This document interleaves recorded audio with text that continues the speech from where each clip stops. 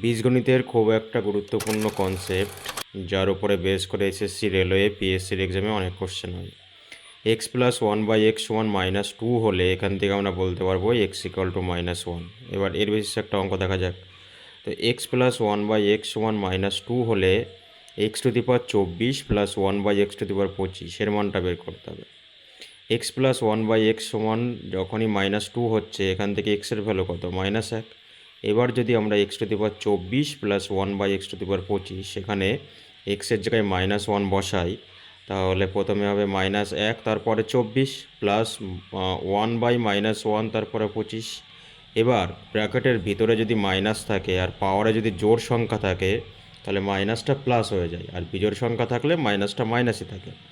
তো minus one তারপরে 24, মাইনাসটা ফার্স্টে প্লাস হবে, আর একের পরে 24, একের পরে যাই থাকুক না কেন একই হয়।